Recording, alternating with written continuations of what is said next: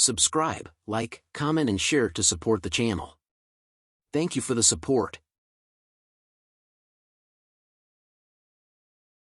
The night goes on as the moon continues to shine brightly in the sky. Everyone was seated at the dining room table, talking amongst themselves as they ate. A glass is raised by Sun Gong, who calls out to everyone. He starts a speech off on the behalf of all the citizens living in this city. He would like to thank all of them for their efforts, for those warriors who had battled till their last. We are extremely grateful to them. He then singles out Ong and calls him an amazing young man. He thanks Ong personally for saving his daughter. Ong stands up and bows his head, saying it was his honor and that it was something that he should have done, so there was no need for Sun Gong to thank him.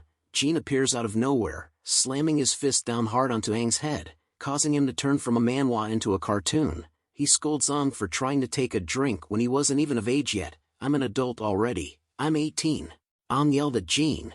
He questions him about how all warriors needed to be 18 years old in order to participate in the warrior exam, but Jel laughs at this interaction. She tells him that Jin was just using the opportunity to take revenge on him. Sun Gong joins in the laughter, telling everyone that it was fine. He mentions that it was great that Ong was already an adult. As he mentions those words, Lu looks up to him, her face wore a slightly embarrassed yet annoyed look. Afterwards she lets out a silent sigh and started to wonder. A flashback is shown from when Sun Gong and Lu were in the training grounds. He tells her that he had been watching the fight just now, and that Ong was quite good. His talent and potential was no less than hers. He continues to lecture her, stating that even she, someone who thinks of themselves higher than everyone, would feel attracted to our boy. Lu was puzzled by what he just said, but her inner thoughts was going wild again. She blushed heavily and wondered what kind of traditional thinking was that. She should be the one who's attracted and what not. She tells her father to not be ridiculous, recalling a certain lucky incident from our boy who ripped her shirt open from before, seeing the Nepal mountains in the snowy region. She calls him a dummy in her mind after recalling that incident with him. The flashback ends with Shujio holding her precious camera. She was happy to see that there was so much good food. She giggles over the fact that she and Snow were benefiting from being a part of Aang's group. Snow decides to change the topic. He asks Ong about how he had managed to scare the one-fin demon away, as it was amazing. Ong became flustered upon hearing that question from him. Jin cuts into their conversation, telling Snow that Ong was able to take a portion of a core's strength and use it to temporarily increase his strength exponentially. Jel joins into the talk as well. She explains that Aang's ability was similar to the squadron leader's ability to utilize the core's strength. Ong was able to unlock that dormant ability when his life was in danger, but it was also incredibly dangerous, since Ong had never received any training for it. The ability would cause a big strain on his body. The more he used it, the more irreversible injuries he would probably get. Joel tells Snow that Ong and Jean had a sparring match just now, and that the amount of strength Ong showed was incredible, but he needed more training, otherwise his body wouldn't be able to tolerate the amount of strength it can use. Ong thought deeply about whether he should have told them that he had absorbed 2 one-fin demons' cores, and that one of them had the wood-type regeneration ability, allowing for his weak body to instantly regenerate, even if it couldn't keep up with the backlash. Ong brushes those thoughts away, thinking that he couldn't talk too much about it. He decides to just let them think that he had an ability similar to theirs, which was a better option. Ong tells Snow that the squadron leaders were right, and that it was why he probably ended up losing consciousness after using it. He tells them that he needed to train his body a little more, laughing it off slowly. Snow was impressed by this. He tells Ong that he never noticed that he had such an ability. Snow and Shujio now couldn't fall that far behind him. Shujio whips out her camera, telling Ong that he was amazing and takes a photo of him. Lu listens onto their conversation, surprised to learn that Ong had that kind of ability, which made it no wonder that he could manage to save her. Jean moves on to saying that originally, Ong and Lu were going to be punished for sneaking out at night, but since they had killed a one-fin demon, they had redeemed themselves from punishment. Both Ong and Lu were glad to hear that. Joel giggles and tells them not to be too happy, since the team competition was still in progress. Jel smiles and informs them that their group was in last place, and that they really should start preparing to push themselves. Ong tells them with a confident look on his face and his fist raised high that their team aims to reach the top. A month passed after the demon wave, and the competition for team points reached its peak. In order to earn more points, many of the teams started going for A-rank missions, and for a while, missions were incredibly difficult to obtain. As such, Lu and the others discussed between themselves. and came to an important decision, that they would find a golden goose. The red-masked dude was surprised to learn that Aang's group wanted to challenge his team with points. They were betting using their points, challenging other teams. Aang's target was the Black Gun group. Red Mask looks at them, asking them if they remembered the kick from the last time they fought. "Nonsense," said Lu as she stood with the team. She tells them, 10 points, solo battle, 10 points. The Red Mask said as he places his mask back onto his face. He tells them that the fight between their teams was almost equivalent to an A-rank mission, so how dare they ask for so many points, but the Red Mask was fine with it. He tells them that there won't be a squadron leader gene to stop them from beating them to a pulp, so they should settle all their grudges right here. All 4 members of the Black Gun group eyes glowed red. "Come at use," said Red Mask. We arrive at the town battle arena, where multiple warriors are seen gathering around the arena. Whispers and talks were heard all over. They talked about how a new team was using points to challenge an older team, which made them a foolish team. All of them wondered about which team it was that was being so arrogant enough to challenge the Black Gun group. Red Mask tells them that there were lots of people watching this, and that now would be the best time to admit defeat, so that Aang's team wouldn't come crying about how the Black Gun group bullied the new teams after they've lost. Aang tells him that the winner has yet to be determined, so there's no way we'd know who loses in this battle. Aang looks back at Red Mask, asking him about why he wasn't representing the team as the captain. He explains to Aang that his team had sent a person up who was a girl, so he did the same to ensure that Aang's team wouldn't use that as an excuse to not give up their points after losing. Thankfully the Black Gun group's vice captain was also a girl, and that she was more than enough to face off against Aang's entire team. "I see," said Aang as he wore a smile. He then advises Red Mask that he shouldn't look down on their captain either. His eyes glowed as he tells him that Lu was not your usual helpless little girl. Shujio snaps photos from her camera announcing that Lu was starting her fight. The match begins with Lu walking to the girl that had antennas on her head. Her green aura covers her entire body as she tells the vice captain that they should end the battle quickly. Her inner thoughts were filled with the desire to get all 10 points. The vice captain asks Lu if she was the young lady from the Sidhu family who was also known as the unsmiling Rakshasa. "Let's see how well you'll do against me," she says while holding a long black needle covered in a deadly purple aura. "Here I come," shouted Lu as she dashes quickly to the vice captain, but the vice captain manages to block Lu's hard punch with both her arms. As she protected herself, the vice captain wondered if Lu was really just some green core with a regenerative ability, but her speed was like that of a blue core. But Lu does something that catches her off guard. Her fingers were pointed onto her arms and sparked out a green electrical light. "Disarm," she said in a prepared stance. Lu thought about how she was right. Although these older teams became warriors before them, they relied a lot on their teamwork. In solo battles, however, they had no idea how to defend or attack. They were great with teamwork but are terrible in solo battles. Green veins appeared on the vice captain's arms, causing her to drop her weapon and whimpered in pain.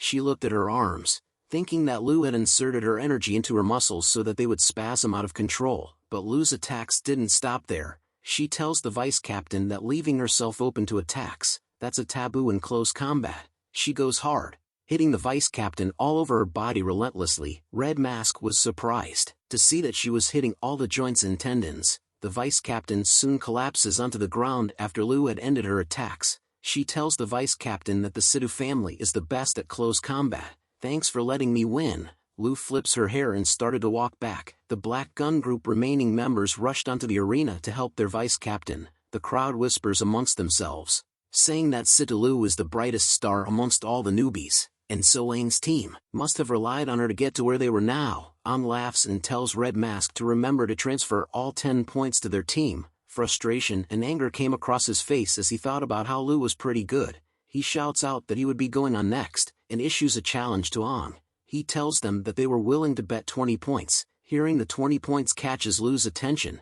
She poses seductively and agrees with his bet. Her inner thoughts were happy to know that there was 20 points to be won, but Aang tells her that since their captain had just finished fighting, she ought to take a break. Aang tells Lu to let him go up instead. Red Mask became even more angry after hearing what Aang had to say. He shouts at him that he had no right to do that and to get lost. Red Mask only wanted to fight against his captain. He then poses a proposition to Red Mask. He tells him that since Lu was his captain, then it should be proper for him to defeat Aang first before having the right to challenge her. Aang continues to taunt Red Mask, asking him if he didn't have the courage to fight against him. What else could he do? The vice Captain was able to recover it and commented that what Ong said was a terrible way to start a fight as Red Mask remained silent, but he broke his silence, pointing a finger onto Aang's chest. He tells him that he was going to beat him until his own mother wouldn't be able to recognize him. The Black Gun group members couldn't believe that their captain was baited so easily. Snow calls out to Tomo that Aang was about to fight.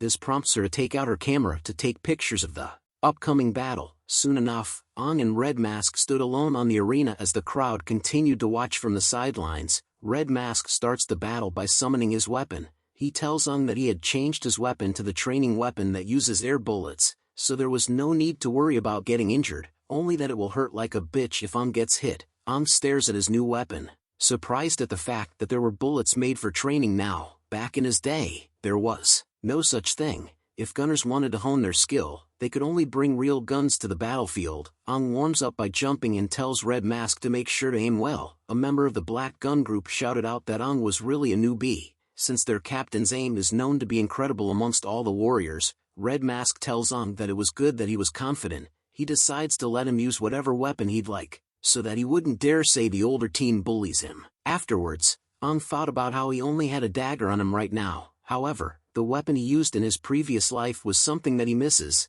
as that weapon was incredibly unique on its own, and it was his companion as well. He wonders if the weapon was still in that place. Aang tells Red Mask that it was fine as he didn't have a preference, so Aang decides to just use his fists, which would work. Hearing Aang say that he would use his fists made Red Mask give off a confused look on his face. Even the members of his group were shocked to see that Aang was just using his fists. Red Mask began to laugh so hard that he bends it back like Beckham. He was amused at the fact that Aang was going to use his fists to fight against him, and wondered if all newbies were this arrogant.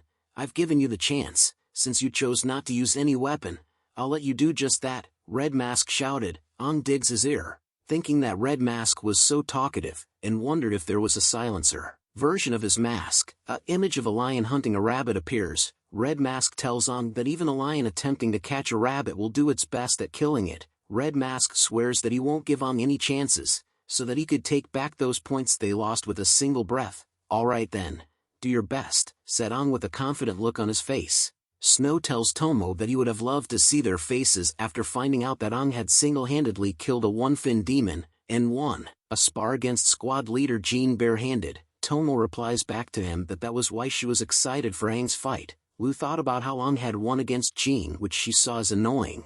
She begins to wonder if Aang was really better than her. She became all teary-eyed, knowing that as the captain of her team, she couldn't be weaker than her teammates. She blushes as she kept thinking about what her dad said every time she sees Aang's dummy face. She tried her best to remove those from her head. A hand is raised in the air calling, "Ready, let the battle begin." The referee had finally started the battle. Red Mask immediately dashes to the side of Aang. He thought about how the longer the weapon's range is, the stronger the damage gets. Red Mask wanted to pierce 1,000 holes in Aang's body before he even get to reach him. Lu was startled to see the reaction of Red Mask. Instead of shooting immediately, he's using his footwork to find a better position. She was worried for Aang now. Meanwhile, Aang was closing his eyes in the battle. He thought about how the squadron leaders knew the extent of his strength, so there was no need to hide it any longer. His goal this time was simple. It was for the team to get first place. Not to mention that if he were to fight that demon inside his body, he would need to regain his strength from his previous life.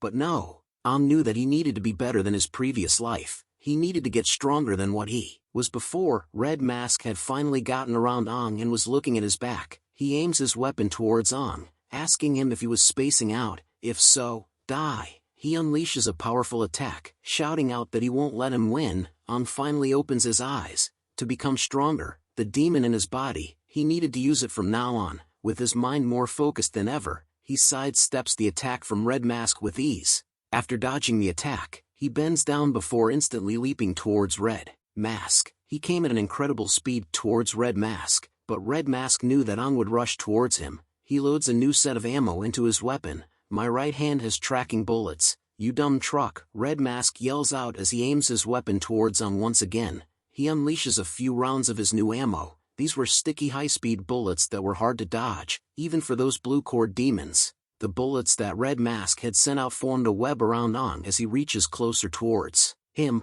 Red Mask knew that as long as one of them hits, the rest of the bullets will follow suit and hit the target. Ong thought that this was perfect. He instigated Red Mask into being his opponent so that he could show his strength. As the bullets reached closer to Ong, he uses the water-type core powers to bend his body into ungodly shapes. The Black Gun Group member was shocked to see Ong dodge their captain's bullets. They were surprised to see Aang's speed that was as pliable as water. They couldn't see what he had done. Red Mask finally backs away even further after Ong dodged his bullets. He aims his weapon once again towards Ong, who was inches from him. "Damn it! I was planning to use my ultimate to win this," Red Mask shouted. A member from Red Mask team smiles. He knew that his captain's gun has the ability to store energy inside it. The energy will then match the bullets and fire a beam of energy. Red Mask had finally aimed his weapon at point-blank range into Aang's face. He tell him to try to dodge this strength and accurate explosive bullet at this distance. But Aang wasn't afraid of it at all. His fist glowed bright green as he uses the wood-type core powers. The ground beneath Red Mask's foot began to erupt. Wooden roots appear and clam down onto his foot. He looks at it all confused and wonders what was happening, being confused by the ground. Red Mask had pointed his weapon into the wrong direction. He shot up into the skies instead of at Ong. The crowd goes wild as they realize that Red Mask had shot upwards and misfired. Ong had finally gotten close enough to Red Mask that he could hold onto his weapon with ease. Ong grabs onto it and pulls it closer to his body before karate chopping Red Mask's arm. With a swift turning on his feet, Ong had managed to drop kick Red Mask straight into his stomach as if they were in WWE.